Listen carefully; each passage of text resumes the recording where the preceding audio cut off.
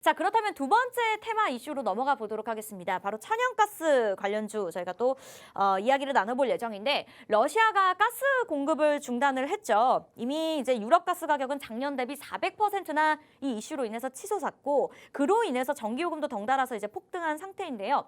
에너지 안보가 더욱더 절실해지고 있는 그런 시점입니다. 일단 관련 종목들이 좀 한번 움직이기는 했는데, 천연가스 테마 또 한 번에 움직일 수 있을까? 이 부분에서 좀 이야기를 나눠보도록 하겠습니다. 사실은 이제 지금 천연가스 테마를 그냥 천연가스 테마로 좀 보기에는 다소 좀 어려움이 있습니다. 네. 왜 그러냐면은 이 천연가스 공급 중단으로 인해서 천연가스 관련주만 참 움직이면 좋은데 네. 천연가스가 공급 중단이 되면은 본디 좀 대체 에너지라는 걸 좀 찾게 돼 있어요.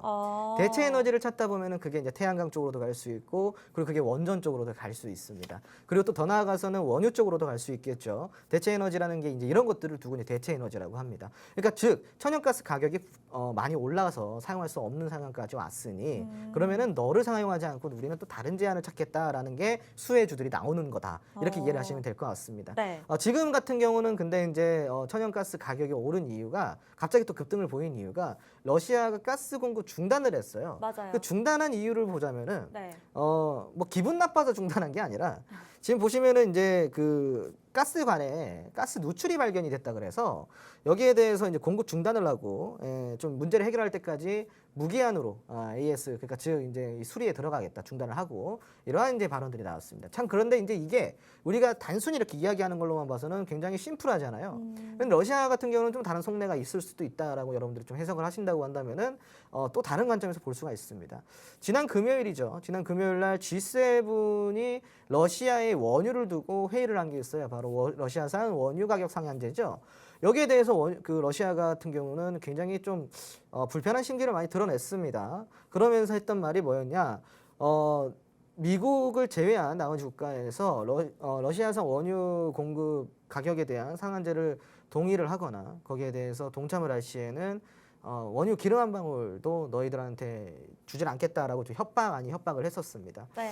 그래서 뭐 이제 사실은 여기에 대해서 뭐 G7에 했던 회의 내용이 별다른 어떤 특별한 결과를 내놓지 못했지만, 팩트는 뭐냐면은 러시아가 굉장히 지금 심기가 불편해져 있는 상황이라는 거죠. 그러니까 이게 지금 누출 같은 경우도 진짜 누출이 발견이 됐는지, 아니면은 조금 이제 길들이기성, 우리한테 협조를 좀 바라는 어떠한 그러한 제스처일지 우리가 좀 눈여겨 볼 필요가 있겠고요. 네. 그리고 오늘 같은 경우는 또 이제 오펙의 그 협의가 있습니다. 회의 날이에요. 그래서 오늘은 회의 결과가 나왔어요. 지금 나왔는데 10만 배럴을 하루 감산량 중에 10만 배럴을 제외시킨다. 그러니까 감산을 시키겠다라고 이제 이야기를 하면서 원유 가격이 좀 오늘 다시 올라가고 있기도 합니다. 그러니까 지금 같은 경우는 이 가스 공급이 중단됐다라는 사실을 우리가 에너지주들을 가스주만 공략할 게 아니라 지금 다시 올라가고 있는 원유라든가 이런 에너지라든가 그리고 태양광이라든가 이런 것들을 좀 우리가 볼 필요가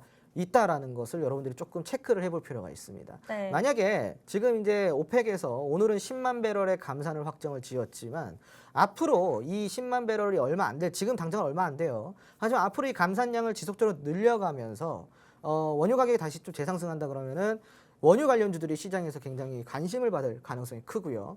그리고 더 나아가서는 태양광 쪽으로 다시 우리가 좀 수급이 돌아올 가능성이 굉장히 큽니다. 특히 오펙 같은 경우는요. 네. 사우디아라비아가 거의 리더 역할을 하고 있죠. 네. 하지만 최근에는 이 사우디아라비아와 미국의 마찰이 좀 심해지면서 의견이 좀 조율이 안 되고 있는 상황입니다. 실질적으로 오펙과 미국은 사이가 좋을래야 좋을 수가 없는 관계이기도 합니다. 그러니까 비오펙 국가, 그러니까 오펙의 회원국이 아닌 이 오펙 플러스, 그 비오펙 국가들이 만든 또 오펙 플러스라는 단체가 있는데, 여기에 이제 그동안 리더격인 미국이 이제 좀 전두지휘를 했다고 한다면은 이 반경쟁 국가로서 분류가 되면서 미국도 오펙 플러스에서 조금 배제가 되는 그런 상황까지 왔단 말이죠. 그럼 지금 오펙 플러스의 최고 수장은 누구냐? 러시아예요. 그럼 러시아와 지금 사우디가 만나서 만약 협의까지 이루어진다고 한다면은 이 원유 가격이 다시 좀 폭등세로 이어질 수 있다라는 관점에서 우리가 단순히 가스 관련주를 지금 따라 들어가기보다는 지금 원유 관련주나 혹은 태양광 에너지 쪽으로 우리가 미리 선체매를 해놓고 대응을 해보면은 조금 더 수익이 좋을 수 있다라고 제가 여러분들한테 조금 설명을 드리고 싶습니다. 여러분들이 만약에 제 설명을 듣고 고개를 끄덕끄덕 하시면서 이해가 된다라고 하신다면은 정확하게 이해를 하신 거고요. 그리고 지금 어떤 걸 공략하는 게 더 현명한 선택인지 여러분들이 판단하시면 될 것 같습니다.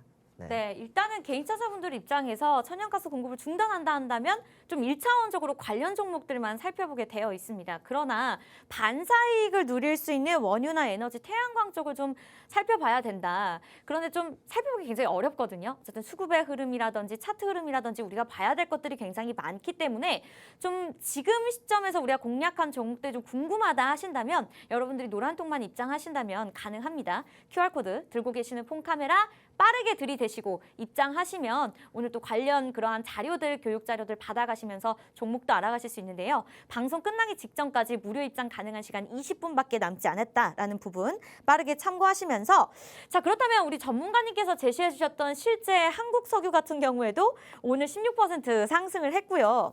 아무래도 좀 탐나시는 분들 굉장히 많을 것 같아요. 지금 다시 한번 진입을 해도 될지 아니면은 이렇게 후발주자로 우리가 공략할 종목들이 있는지 이 부분까지 좀 한번 살펴볼까요?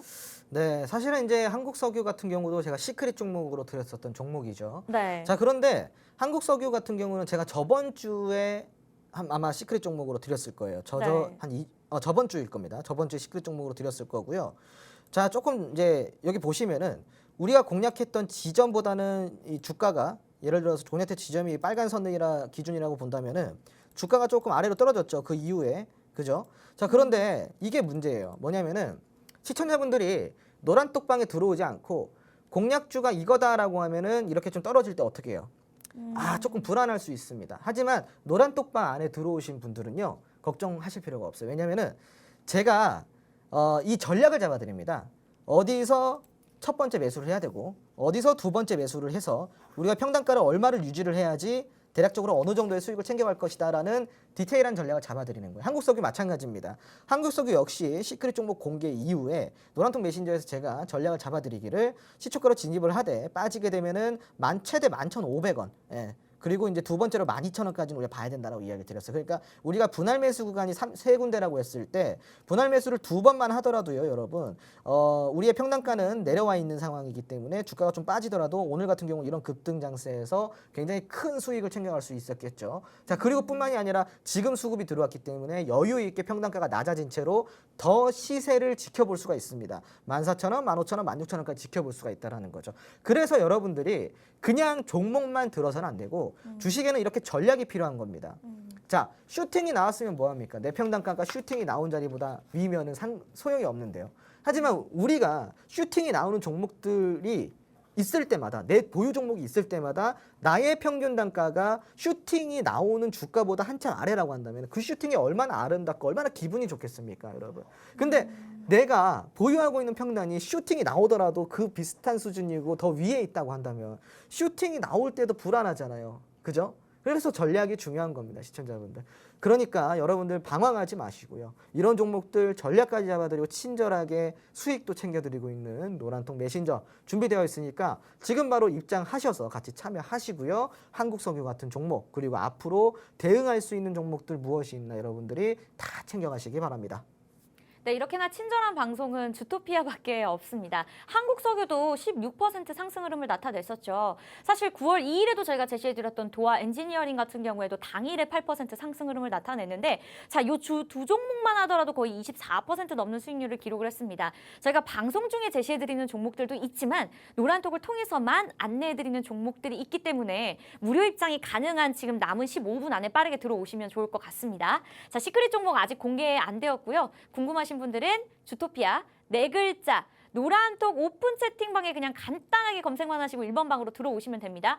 1000분이 넘는 분들이 지금 이 시간 함께 해주고 계시고 많은 분들이 함께 하신 데는 이유가 있겠죠. 궁금하신 분들은 들어오시면 되는데요. 이 방법이 어려우실 수 있습니다. 그렇다면 문자 샵 3989번 누르시고 문자 내용에 주토피아 적어서 보내주셔도 되고요. 웬만하면 들고 계시는 폰카메라 QR코드 들이대시고 자동적으로 뜨는 주소만 클릭하시면 되겠습니다.